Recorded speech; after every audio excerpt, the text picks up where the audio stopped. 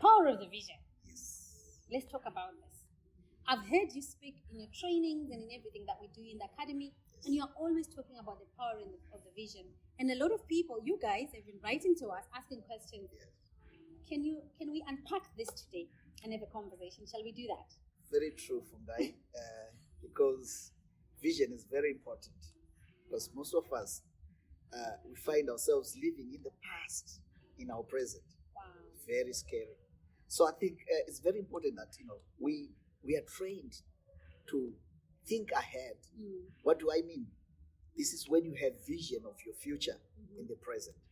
So the best way to start living in the present, or to tap in, like Fungai says, in the present, is to think ahead. Don't be thinking about your past. Don't let your past be your future. Don't let today, if you're discussing about your past, you're creating your future, because your present one day is going to be your future. So it's very important, Fungai, that people visualize ahead of them. Someone, I was listening to someone when I was driving here. Yes. And this speaker was saying that most of us, we get stuck in the now. We kind of have a chicken mentality. We kind of see what's happening now, and we start to believe that, oh my gosh, what's happening to me now? This is going to be my future. So if we are facing problems and challenges, we stop seeing the bigger picture and we start focusing on the now. And his suggestion was that we think about the 5 things that we want to achieve or we want to do in the next 5 years. Yes. And if we can define those steps from step number 1 to step number 5, and then follow through that without focusing on what's happening now, then we would be achieving much more. So here is how I have applied the power of vision in my own life, in my own personal life. I have taken the scripture and I've got it here.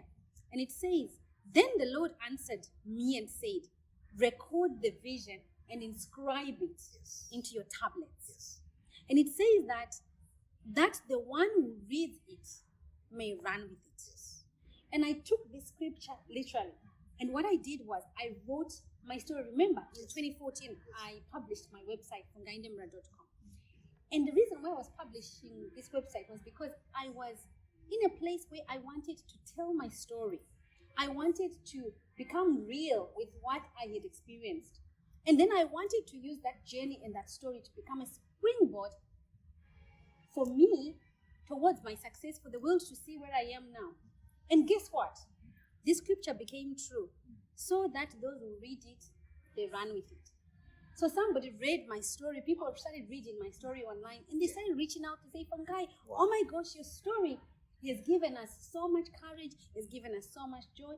And ever since then, out of the writing of the story, the Dream Blaze Academy was born. Can you see that?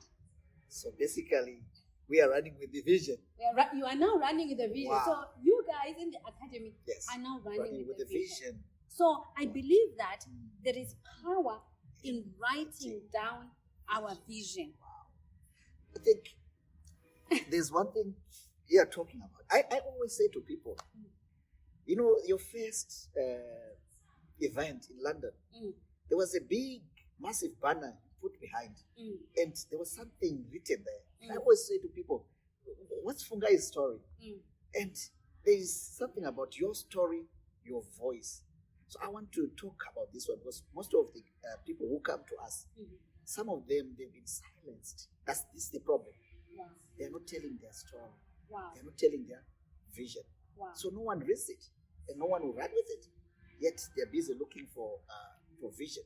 So we will come to that. We will come to that, guys. We are going to do video number 2 about why people are silent and what they should do about it. But I want us to go to the next point. Yes. So the next point I wanted us to look at then is, if I have got a vision and if I have got a story, once I have written it down and I have put it down, okay, so I have put it down, how do I then get that story to connect to the world so that those who can run with it can read it, can run with it, those who read it can run with it? And how do I then connect that with funding or with money? How is that connected to money? How's my story turned into profit? Absolutely. Right. Absolutely. So the best thing, guys, to think about this is it's a process. Right. This is a 3-way process. Okay. Right. So it's very important that we understand that. Usually, you are not the one who's going to write the vision. Okay. Find an expert. You can write the idea down. Take it to an expert. Maybe Fungai, someone who's walked the journey. Oh, come to Dream Blazers. This is what Dream Blazers do. You bring in your idea. Then we sit down. We write it down so plain. That's what the Bible is saying. So plain that whoever reads it. That's what it says. Whoever reads it can what? Run with it. Right. I always joke with some clients. Say, do you know what? One of the readers. Who is one of the readers for me? The founders. The people with the money. They want to give you money. But what do they want to hear? Your story. Right, okay. They want to hear your story. Yeah, of course, there are other people who also connect with you. People like those who are going to support you, say volunteers. Other people will start following you. So the best thing, guys, is to find someone who can write your vision plain, so that those who read it, yeah. In most cases, I'll say this: the problem with most people is when they write things down, it's difficult to understand what are they talking about. The story is not well connected. No, let me really just help the viewers. Yes. I think interpretation matters, and the way you may visualize or see or hear what you are hearing, what you're seeing, and then when you write it down, most people, to be honest, we struggle to articulate ourselves. So the reason why it's important to have the story written down, like you've said, and then have professionals or consultants or people who know how to write, is because you guys, the Dream Blaze Academy, you do this day in, day out. So you are going to articulate the story in a way that it is going to speak to those who want to find you. While your story may be the greatest story, but if it's not articulated well and written down well, it will not attract the right people or the right funders for you. So guys, the power of writing your vision. Number one, it must be written down. Number two, it must be well articulated so that it can speak to the right people, the right audience, and the right funders. Exactly. Is that correct? That's correct. And then number three, that it may speak the right language. Can you talk to us a bit about the language? Yes. I think everyone understands that in every sector, there's a language. In nursing, I think... we've got our shortcuts. You got your language you speak in there, which if I come there myself, I will not understand. If you say, pass me, what do those things you put in your... Stethoscope. I don't know what a stethoscope is. So what are we saying? We're saying have someone who can understand the language of the funders. All right. Especially those who are looking for funding. You have your story. Yeah. You might... Fungai tells her story her own way when she's telling the public. But when it comes to funding, let Dream Blazers write it to the way the funders understand. I always say there's a scripture I want to introduce as well, which is Genesis 27, about a father called Isaac, with his twin sons, Esau, Jacob, and a wife called Rebecca. So you find that the one who cooked the food for the father was who? It was Rebecca. Because the mother knows exactly what the father wants. So if you want a blessing, guys, if you want money, come to us. We write down your vision. You've got this story you have. We write it in a way that funders can understand you. Funders can, start running with your vision. When we say running with your vision, is they can support you. That's what one thing for guys. So let me emphasize on this actually. Guys, funding is for you. These guys are looking for you, but they want to hear your stories. But you are not writing your stories. So stop being silenced. Okay, we'll come back to the point of being silenced in video number 2. So thank you for making that clear. The other point that we wanted to discuss that the Dream Blazers Academy written to us is that how then does the story, if I've been through abuse, or if I've been in an abusive relationship, or if I've been neglected, if I feel dejected, if I feel depressed, all the negative things that I have been through that are affecting me in my life, you're asking me to write all that down? So how does that change, or how does that change my life, or how does that turn into profits? Do I focus on the negatives? Do I focus on what is it in the story? That's a very good question. So this is what people need to understand. Right? We're asking people to write their story. So your story begins when you were a child. then it goes in your adulthood. Okay. So write your childhood, your adulthood. But what are we looking for, Chungai? We are looking for those negative things you went through. Right. Okay. This is the thing you are looking for, the negative. The most people, like you were saying, say that they are shy to be judged, or they feel, I can't tell them this. But that's what we are looking for. If you get that out, now the question was, how do we turn it into profit? Yeah. So what we do now, we turn all that negative into a positive, because you are not defined by that.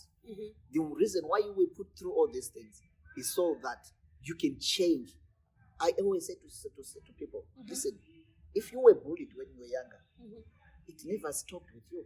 Wow. There's one person, there's a young child right now who's being bullied. Wow. So the reason why you were bullied, so that you can advocate for these young people who are still being bullied. So you need to tap into your challenges, all the challenges that you went through. They were for a reason and for a purpose. The purpose is that you can be the change that you want to see through telling your story.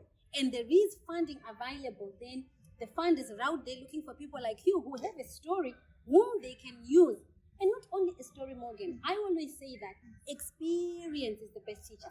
And when you have walked a certain journey, and when you have experienced something, you are the best person positioned to support the next person. And guess what?